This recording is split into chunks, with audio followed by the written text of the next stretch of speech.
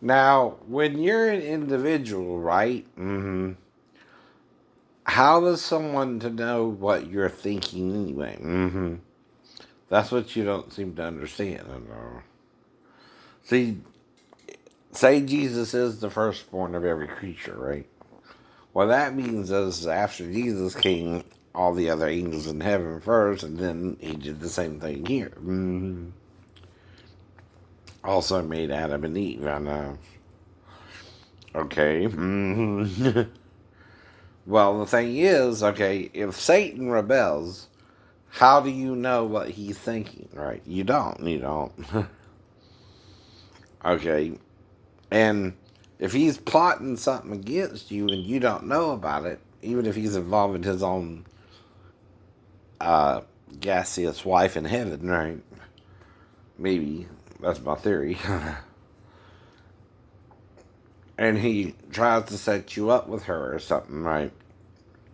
To make it seem like you and her are doing something wrong when you're not. See, we're a little bit lower than them in that we're terrestrial and they're celestial, right? Which means they're more gaseous. Somehow, a creature, kind of as Paul described as a flame of fire. Their silhouette would be like, to us, um, a fiery substance, right? But it's also something that's alive, right? Too. I don't know if it would be metallic or not per se, but whatever it is, right? Um, it's kind of in comparison of the sun to the earth and moon, right? As well. Now the moon, I know, serves a purpose too to light the earth at night, right? And the sun lights it during the day. That's because God in heaven is the light in heaven, right? Okay, it lights the earth, it lights heaven, right? So that's what the sun represents, the life and light of God, right? Which is a spirit, right? Of life itself, right? So what it made first is the gaseous beings, like unto Jesus first, right? Then it did what we call the Big Bang, right? About 15 billion years ago. That's not necessarily wrong, right? Or right, right? That's what Moses means when he said, in the beginning, God created the heavens and the earth, right? Well, at one point, right, everything was without form and void. It has to be spread out first and then clumped together and brought into the earth, right? Made into the earth, right? You have to make the earth from scratch, and however you do it, too, whether it's asteroids, whatever you want to, meteorites, whatever it came together, right, to make it, something is controlling it, right, and bringing it together, right, to where we can live on it, too, right. See, we're also gaseous, too, in that we breathe oxygen, which is a gas. Hello, hello. And out comes carbon dioxide, right? But that helps the trees, right? And the trees put out oxygen for us, right? That creates a biosphere for us to live in, right? Now, that's one of the things John warns about is doing away with the trees, right? And destroying 2/3 of the trees or a third, whatever it is, right? You need trees to breathe, fool. Or you need to make some other way to breathe. Or Mars ain't gonna fucking matter. If we can't breathe here, Mars ain't so far off right now, right? You might get there in another 500 to 700 years, maybe, if you really push it. And again, another problem is individuality means Satan taught Adam and Eve good and evil. and the knowledge of good and evil, right, over unconditional love and good, right? Do you understand, right? The day 6 was very good at the end of it, right? And that could be up to 10,000 years. We don't know what a real day is to the Lord either. Moses is assuming and saying Adam lived 930 years after he sinned, which gives him 1,000 years if he sinned 70 years after the seventh day began, right? By the way. See, he's telling you a story that takes time to unfold anyway. How long would it take you to make all these creatures individually as well? Some similar to human beings, but some different, right? Plus, the angels can also assume a humanoid type form, right? And look humanish, right? But they can also lie to you and try to trick you, right? Once Satan taught us to lie, and God had to call him the tree of the knowledge of good and evil, I know. Why? Because if you're in a garden with a bunch of fruit trees, right? And it's really a human being you're not supposed to mess with, right? But the human being and the trees can reproduce similarly. Metaphorically, you're both trees, right? Except the difference with you is you can move around, right? And a real tree cannot. But a real tree also produces fruit. But if you eat from the fruit of a fruit tree, it's going to be your mouth you sin with, for example, right? You're not going to cover up your genitals if you sin with your mouth and the Lord comes back. No, you're not. No, you're not. You would cover your mouth, all right? Like the Japanese girls do. Right? Anyway, if you know what I mean, Marco. But like I said, I'm trying to find my wife, not your wife, who you're making it difficult with to be with or something, who can only be with me in the bathroom too. I don't even know I was with her. Right. I'm not trying to be with her. I would try and talk to her to find out what's going on and treat her like a human being. And tell her she's a beautiful woman, whether you're treating her right or not. That's all I can say. That's all I can say. And I don't remember even talking to her or her even coming into the bathroom because I wouldn't expect it, right? She's doing her business thing, right? And I'm just going to the bathroom like a normal customer would, after eating around eating. And that's just normal bowel movements there.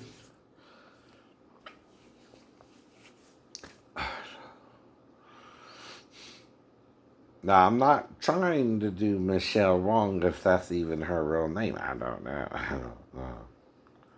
But I can use her first name and reference her as long as I'm not trying to harm her reputation without figuring out what happened. And that's all I'm trying to do, right? Why am I losing that time, right? Am I mad about it? No, but I lost time there for some reason. I'm trying to figure out what happened. Including the first thing is did I kind of fall asleep or something, Michelle? Or were the girls messing with you about me being excited about you touching me or something? Or I talked to you about it in the bathroom?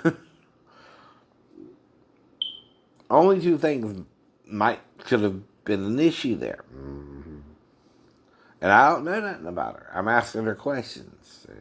See? Now, see, for something to be a crime to somebody, they gotta know they're doing wrong too, right? You can't entrap them, Ian. If that's your real name. What is entrapment? Well, if you're married to a woman, you're supposed to give her due diligence, meaning you make love to her so she don't have to go after another man. If that's what you're saying happened with Mariko as well. I don't remember. Remember? I'm not trying to be with your wife if you love her and you're in a happy relationship, nor would I try to destroy it if you were having problems. I would hope you would work it out. But if you're pissing her off enough that she don't care either. And like I said, I'm looking for an Asian looking woman anyway. Right? Not your wife, unless something happened at the wreck. And that's where I first met you.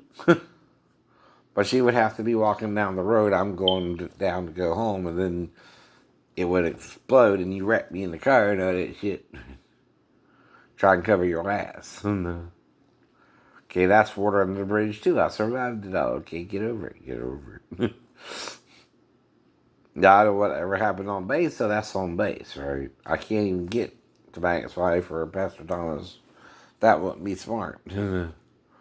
But if it happened after I let go of the roof to get onto the window ledge, that's all I remember is that I blacked out. So whoever's doing this, they're implicating themselves in that they even know about me and my stepdaughter even being around each other, right? And that's what I mean when I said I could have molested her but didn't, right? Listen to the wording there. Because I'm around her, yes, I could have done something stupid if I was to go batshit on my life right there. But she's right there too, so I'm not going to do that, right? I'm going to use my head, right? I'm wanting to get back to base so I can figure out what we're going to do next as a couple. Even if it's divorce, right? It's better to divorce someone than stay in a relationship where the woman's kind of suddenly acting different towards you and y'all are fine up until then too, right? But you don't escalate it. You try to de-escalate it. That's why you're on the couch and you're trying to see if she's where she's at because you don't know. You're trying to give her space, right? Because sometimes a woman just wants to be left alone. That's all you can do is let her figure out what's going on in her head because you don't know. You don't know. You can't read each other's mind. I don't know. And that's when mistakes happen when you think you know what someone's thinking when you don't. No. And that's all it really was, whatever happened, right? Whether she came in there to me or not, I don't really recall. But when someone's on about it like this shit, I'm trying to figure out, well, what could I have done, right? If she did come in there where you wouldn't go to the police, but should have? I know, right? Or, I don't know, are you misconstruing something I was doing legitimately with her and looking at it negatively because of what you've been through up to then, not necessarily me alone either. And what I was going through was something different too, right? See, I didn't get to tell you everything I've been through. No one really does, I know. Now, the other problem is, how could I get off base if my ID's in the room? So I don't think you were involved with the fault. But whether the girl came in there or not, you would know more than I would. And I had to bring her back in there to you. But then what are you doing there? Are you trying to set me up with her? Or are you trying to see if I'll do something with her? I wouldn't but help her go to the bathroom maybe, or take a bath with her, or shower. If she smelled a little and you didn't bathe her that day. I don't remember that either. By the way. I remember all that detail. And when you're making something up, you're basing it upon the people you are around. And you are the one acting volatile there. You started the fight, trapped me in the bedroom, I had to pick you up and put you in the bed, right? Then you left me stranded in Tennessee, and I took the couch when you got home, I know. Because I'm trying to give you space. I don't know what's in your head, you know. And we're having a failure to communicate, right? Communication is very important when you're in a relationship. And if you're not talking, that's called the silent treatment. And I don't know what's going on in your head or mine. And I'm trying to play it by ear, right? Okay? Now, like I said, when a child comes in there to you in the middle of the night, you're not thinking, okay, she's in there for anything but needs help. She needs something to eat, drink, or help go to the bathroom, right? If she's around 4, you don't know her potty training. You don't know where she's at, what she's in there with you for. And that would be a logical thing to think. If she's right there in your face and kind of rubbing it around, or over there by the bathroom, right? Either way. You might with age, she needs help in the bathroom or something, right? That's what I mean. It's rational. I don't know. I'm waking up with her in there with me, and then she's just watching me over by the bathroom, right up there in my face. I don't remember. I know. And when you're making up a hypothetical, that's the only two situations you can be in if she's in there with you and all. I know. It's not criminal now. To see if she needs help going to the bathroom and pull down her panties either. Just her panties. Right. And then she's supposed to go pee. When she comes back, you put them on, she can go to the bedroom. Back with you. That wouldn't cause any problems. It would only get weird if she didn't go. Right? You understand what I mean, right? Then you gotta say, well, did she pee herself already? What's going on? Right? You're trying to figure out what the next move is, right? Well, if you don't know, and she's been in the bedroom, and you don't know what time it is, right? And you just went to sleep, and you're still what's called groggy. You're not fully awake, and you're not fully yourself. So you check to make sure she didn't pee herself or something. Maybe. And the way I was taught you do that is you gotta get this first to smell it, and you stick out your tongue to kind of distract her, and then you come back up. And you come back up. That's not oral sex, so that's not to eat her out. I'll never do that. Now, if you smell something, okay, maybe she wants a bath. If she's still laying there. You know what I mean?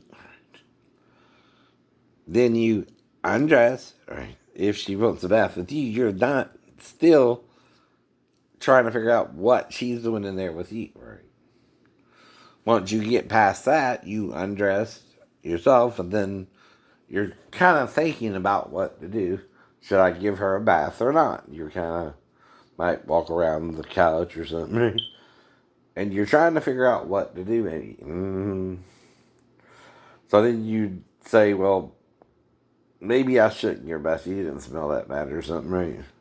And change your mind, You dress her, but you also gotta ask her, well, who showed you that? Right. And she says, Grandma. Right? Because, see, that's potty training. And giving her a bath. That's why she would relate it to Grandma, who would normally bathe her. Grandma. Who would normally change her. Grandma. Who would help her pee when she's potty training. Grandma. It's not a crime. Okay. But if you want to see it as one, okay, how are you seeing it? A mirror? That don't show you nothing. No, it don't. That means you're trying to make something happen too. In your mind first, right? I'm just trying to figure out what she's doing in there with me and trying to help her. I don't know you're awake or asleep either yet, right? It's the point of what I'm doing versus what you're doing. I know. I'm assuming you might be asleep and she tried to wake you up and couldn't. I know.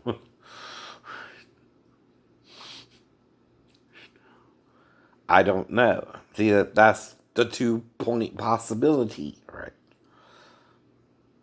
Now, after that, yeah, I might wonder if she said Grandma and be a little freaked out myself and bring her back in there to you.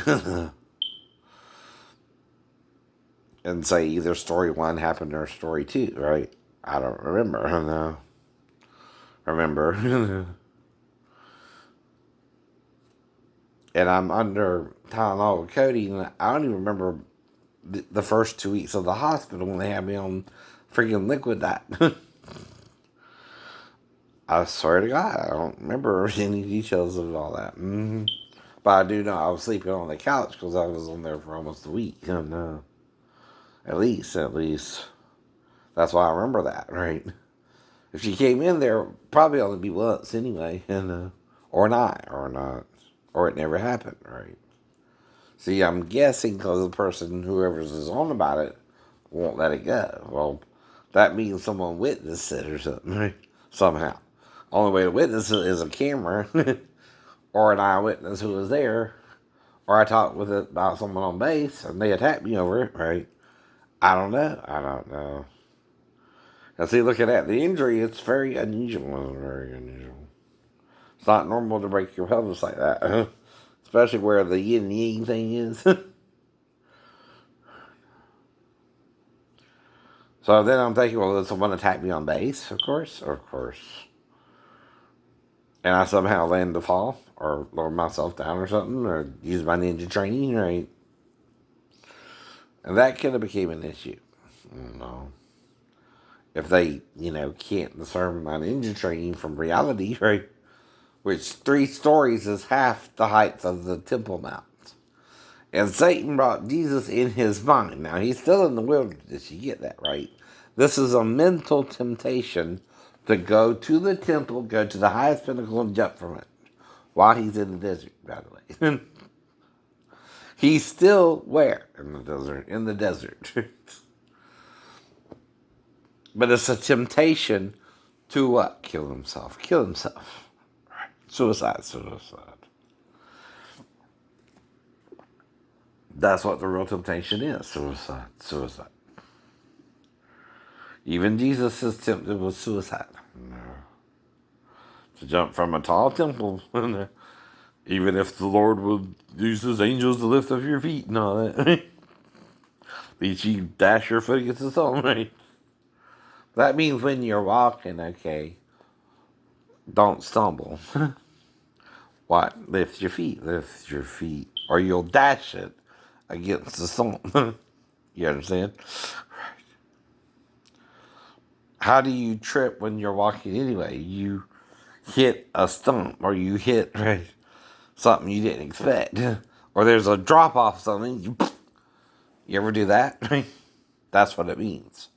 When you're walking, if you stumble, the Lord will catch you. Now, sometimes you fall. Sometimes you really fall.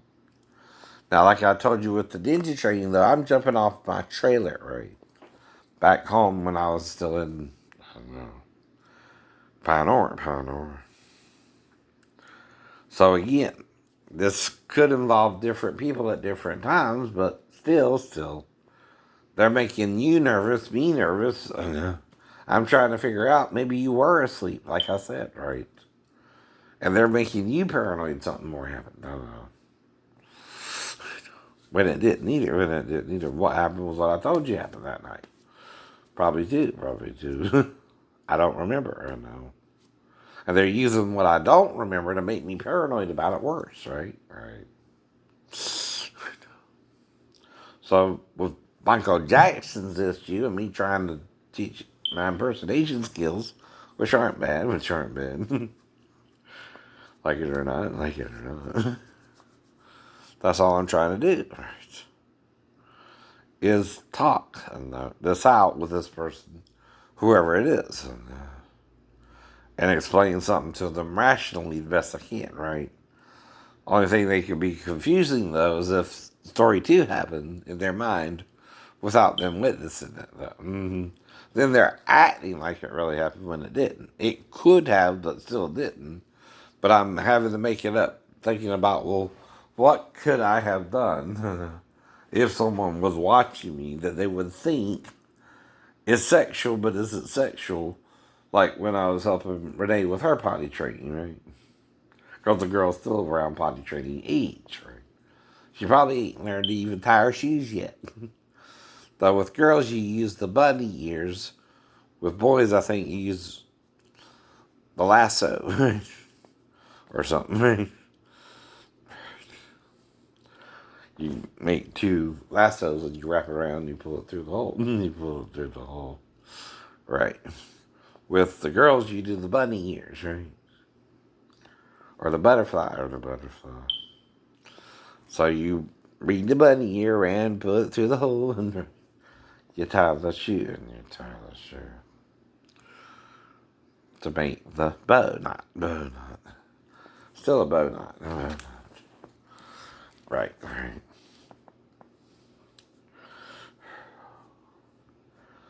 I wouldn't have touched her if I knew she was 15. That's all I can tell you, right? I don't know. But I didn't know that. Mm-hmm. And I asked her personal questions where she should have answered it honestly, right? If she knew she was 15. But if she knew she was 15, she also knows she's not supposed to go to the bathroom with me. See if I'm erect or not. If that's what happened. If that's what happened. It's still hypothetical, right? I don't know what happened. I blacked out. But why would I black out? Don't tell me you don't know I take karate. Don't tell me you don't know I take karate. And don't tell me I don't know you would have had to shoot me. That I just sat down and took it like a man. And you laughed. And then I healed. And then you healed. Like, I told you I don't know. That's the point about how Satan entrapped Adam and Eve in the first place. And, it's what entrapment is. You don't understand what you're doing until after you've done it, if it's real entrapment. And, but there again, if you stay in it, or you don't admit what you really did, right, that's why it can go on, too, until they died. Until they died. See, what Satan did there is make all three judge each other for each individual's role in it and play God till they died, right? Now, Satan more committed suicide, according to Ezekiel 31, and drowned himself in the deep waters, right? That's what Ezekiel's trying to tell you there, the best he can, trying to figure out what Moses was saying in Genesis as well and elaborating upon it, right? You can elaborate upon it because it's a short story version. It only tells you some of the details, not all, but you got to use the whole story. The man has become as one of us to know good and evil. That's one of the celestial beings who assumed the human form in Eden. He was the tree of the knowledge of good and evil. The other trees were envious of him who later on sinned in Genesis chapter 6. And that's why we have the problem today. And, they also could assume different type of human forms. That's why we have different fossil records, right? They could have been the Neanderthal and the Cro-Magnon looking man, right? We don't know. And it does look like they cross-mated too, right?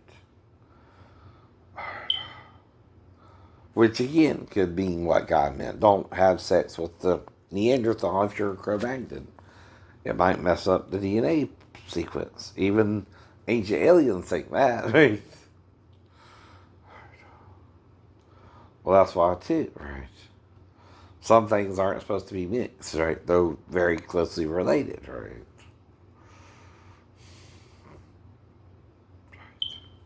Right. So again, that's the whole point.